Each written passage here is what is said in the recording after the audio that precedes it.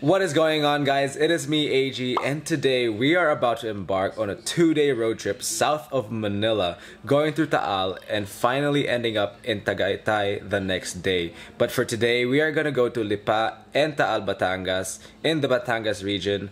Hopefully do some amazing sightseeing as well as eat some local Batangueño delicacies. I am very excited. I cannot wait to hit the road, so let's go.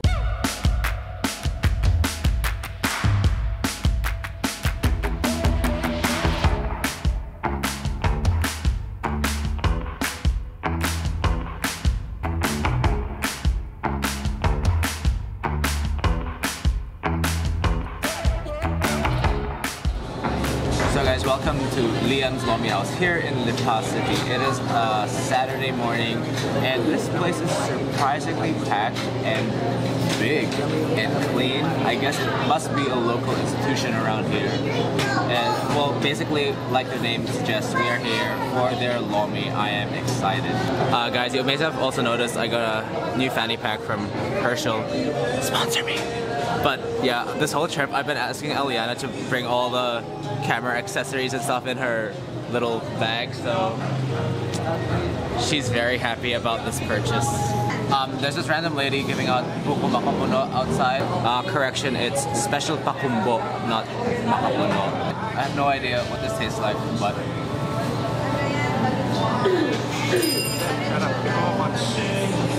okay. Yeah.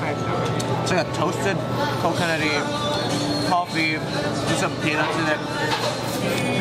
It reminds me of like a coconutty suman. Oh yeah. So we got 2 lomis. Dad opted in for the lechon lomi, and I got their best-selling lomi special. First impressions, this soup is extra thick. It comes with kikiam, some bola bola, chicharron, and some liver. So let's taste it by itself first.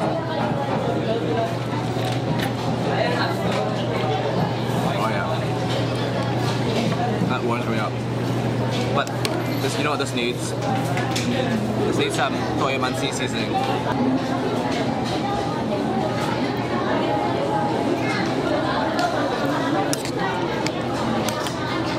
Let's try it with the toyo mansi seasoning.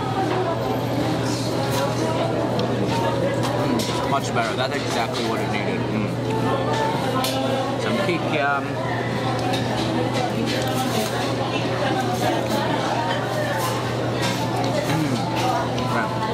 Now this is a pretty massive bowl, especially considering how thick it is for one person.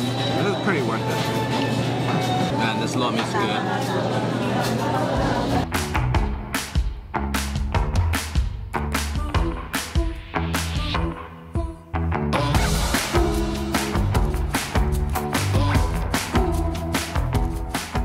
So quick stop over here at Cafe de Lipa. They specialize in Filipino brewed coffee. Well, they use beans sourced from around the Philippines, so we got their Batangas Excelsia, which is sourced from the province of right here in Batangas. Batangas is known for their coffee, especially for their Cafe Baraco.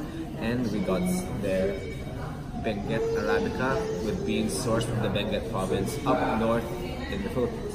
Let's try the Batangas Excelsia first. Ooh, hot. But yeah, oh, that has a very dark roast flavor to it. Let's try the Benguet Arabica. Just by smelling this, right until the baby fries.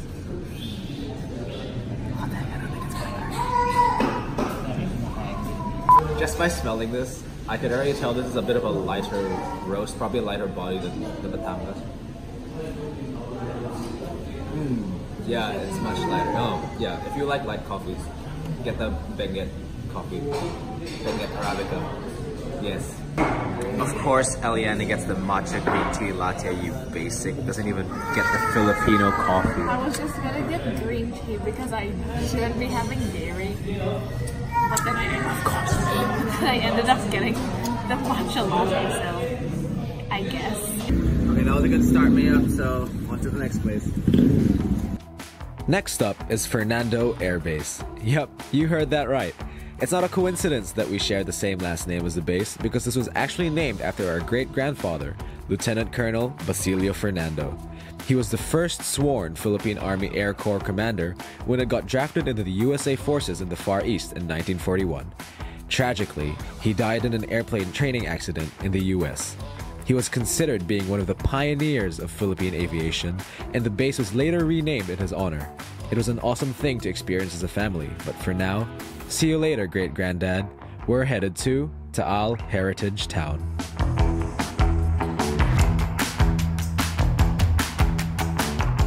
I don't know why it's taking us an hour to go through this like 1 kilometer stretch of the road in the countryside, but Waze says there's pretty heavy traffic up ahead.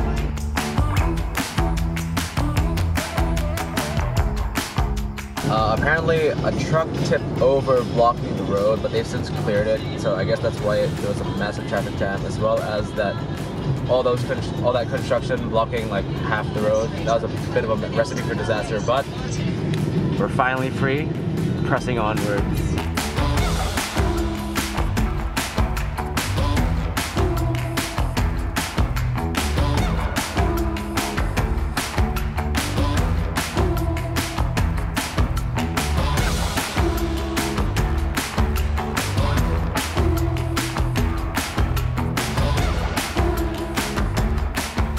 So guys, we made it to Taal Heritage Town here in Batangas. It is called the Heritage Town because there are so many beautiful Spanish Clonial houses and buildings here. I mean, we have even the biggest cathedral in Asia right behind me right here. I don't really have an idea of what we're gonna do today, so we're just gonna walk around and hopefully just see what comes around our way. Yeah, let's go.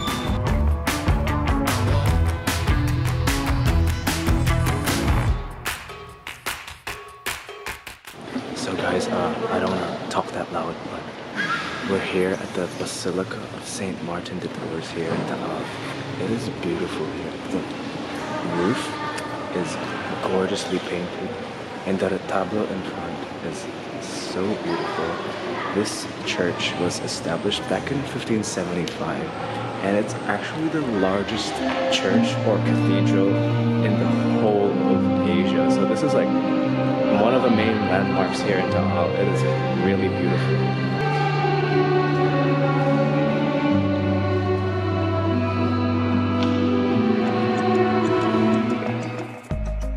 Honestly, no visit to Taal is complete without a visit to one of the many beautiful ancestral homes turned museums. We decided to visit the beautifully restored Casa Villavicencio.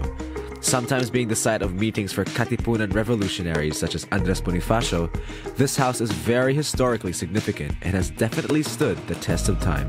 So we just finished the tour. That was a pretty great insight into what is a pretty historically significant house here in Taal. It gives a really great insight on how it was, like what the lifestyle of the pretty rich and elite were back in the day. Oh my goodness, I wasn't expecting it, but apparently they're gonna give us some suman and chocolate for some post-tour snacks. So they just gave us some suman and some gorete, which is like some salty, small salty bread, and some chocolate for to dip with.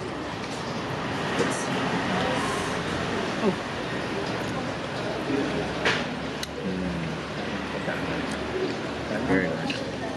Also, this isn't your normal hot chocolate. These are basically, they come in forms it's called tablea. It's like little balls. Then you grind it in a thing and mix it with milk and water and just honey and whatever until it forms this, well, hot chocolate basically. So they sit with the bread. Ooh. The bread is actually quite dense and slightly salty. It goes really well with chocolate. If you're wanting to visit another cool church in Taal, then check out the Shrine of Our Lady of Caysasay.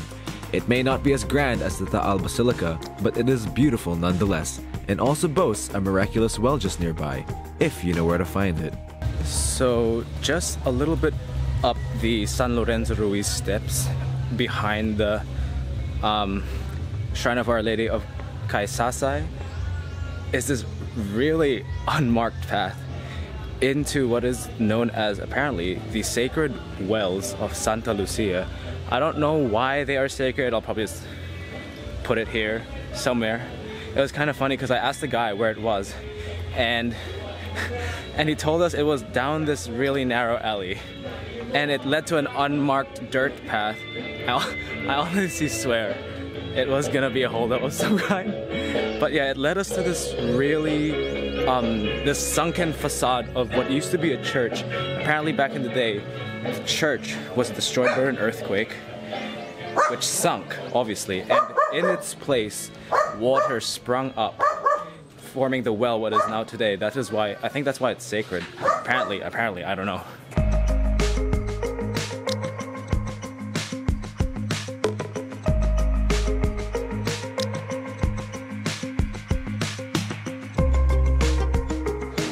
So welcome to our next place. It is called Don Juan's Boodle House. It is here in the heart of Taal, right next to the Taal Public Market, just by the cathedral.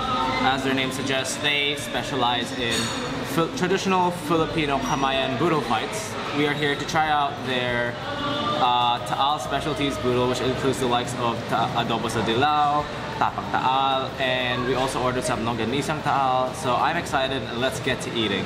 Isang inihaw na liempo. Yung inihaw na longganisa po nyo, longganisang Taal po? Yes po. Yes, isang longganisa. At isang Spanish Clonial.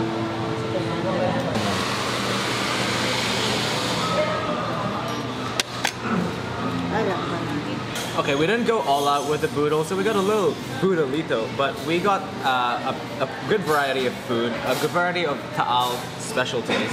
We got some tawilis, which is a native, like little lake fish that's endemic to the Taal Lake that's nearby here. Some tapang Taal, some adobo sa dilaw. So this isn't your normal adobo. This is adobo. Mami, what is it? Ginger. Adobo marinated in ginger and colored with achuete, no? I'm not quite sure, I'll double check with that. Also some longganisang Taal. Every region of the Philippines has their own take on longanisa, so we'll see how that is. And also some liempo, that's everywhere, but you know, it's good, so we had to get it. So first, let's start with the tawilis. So guys, I'm literally adding this clip last minute as we speak. Like, it's 2 days before I release this video. But I just wanted to do a quick public service announcement that according to the IUCN, tawilis is actually now an endangered species. So I have no idea how I didn't find out earlier, because we went to the Philippines back in February. It's now June. The reports I've been reading have been released as early as January. So I don't really know how I didn't find out earlier, but that's just something to consider when you are in the Tagaytay and Taal region. Just because it's a local delicacy and specialty of the area, like tawilis, if you didn't know, it's endemic to the Taal Lake. So that is the only place in the world where you'll be able to find that fish. It doesn't really help that a lot of fishermen in the area rely on it as a source of their livelihood, and it is a tasty fish, I must say. But if I were you, I'd probably refrain from ordering tawilis now, just because it is endangered. It doesn't, like, ordering it's not really gonna help conservation efforts either. But you know, all we can hope is that the Philippine government and the relevant conservation agencies really do step up and try to conserve this fish that is a really iconic specialty and delicacy to the Taal Tagaytay region.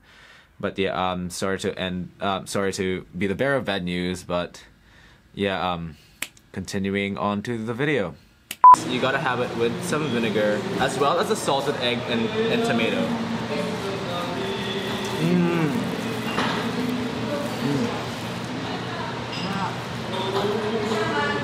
Nice and crispy, and the flesh is really like melty on the inside.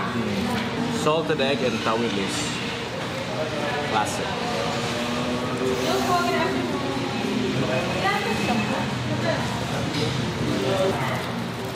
Don't judge me for wearing gloves. I don't want to get food on the camera. Like, I'm usually adamant against wearing gloves with dirty food, with like finger food, but this time I don't want to get the camera dirty. Let's taste their tapang Taal. Okay.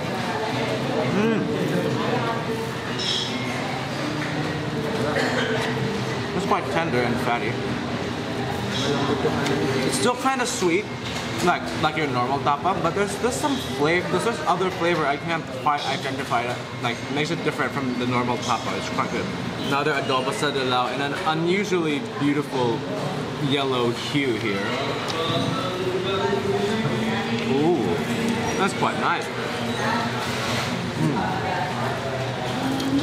Clearly not the adobo flavor that I'm used to, but the chicken is juicy. It's very gingery actually. That's the predominant flavor here, but it's really good. Now for their longganisang Taal, better not bite on this twine string. Dip it in the vinegar. Oh. That tastes different. I better taste it by itself actually. Yes, sir. Yes, please. Beautifully garlicky. So many like little chunks of fat in that tiny longanisa. That's a beautiful longanisa. And finally, last but not least, the inihaw na liempo. You can get this almost everywhere in the country, and they don't really vary that much. But let's taste it.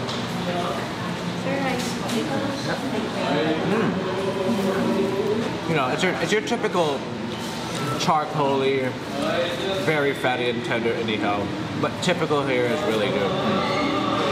Okay, for the Boodle fine dudes over here, I will teach you guys how to grab your rice, or anything for that matter, with like a true Filipino. So, firstly, your hand is the claw.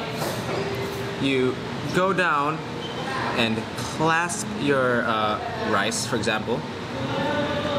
Clasp it with your thing. Or, if you want to put something on it, you clasp that and the laman there, like a little shovel. Then you use your thumb to push the little morsel of food into your mouth, like so. So. Winner. Winner, winner. Filipino dinner. Simple yet effective. Who needs spoon and fork? Well, what a feast. I am just full, which is good. I don't want to be stuffing myself too much today, but finishing off this beautiful kamayan feast with a watermelon. Perfect.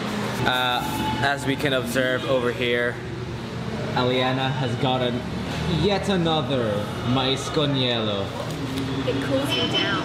Of course. Yeah, because I don't like halo-halo. You're not Filipino. To be honest, Taal is definitely one of my favorite towns in the Philippines, and I can't wait to return and explore some more. Definitely check it out because it is so full of history and culture, and Taal is also a great place to stuff yourself full with some delicious local delicacies. Well, afterwards, we called it a day and started heading to Tagaytay so we could rest up in our hotel and get ready for the next day. Well, finally made it to our Tagaytay hotel. Man, it's been a pretty long and hectic day of sightseeing. Oh, I cannot wait to wake up to this view tomorrow. There is the Ferris wheel at the Sky Ranch, and to this blank space over here will hopefully be the Taal Lake, which hopefully we'll be able to wake up to a beautiful view tomorrow. Hopefully it won't be too foggy. But yeah, man, what a beautiful day it's been sightseeing around Taal and Lipa. We started off at Taal in Liam's Lomi house, as well as Cafe de Lipa. Very, very good food and coffee. Then went to Fernando Air Base, which is the air base that was named after my great-grandfather, which was really, really good to see. And then headed down to Taal, ate some local Taal delicacies, which was really delicious. Visited some awesome and beautiful churches, as well as some cool-looking, really old ancestral homes. Man, it's gonna be another full-on day tomorrow here in Tagaytay. We're just gonna go around sightseeing as well as eat some hopefully delicious food as well. Thank you guys for joining us in this another one of our videos, I guess. Yeah, and I hope. Thank you guys for watching another one of our food adventures, food and travel adventures. I guess. And I hope to see you guys on the next video.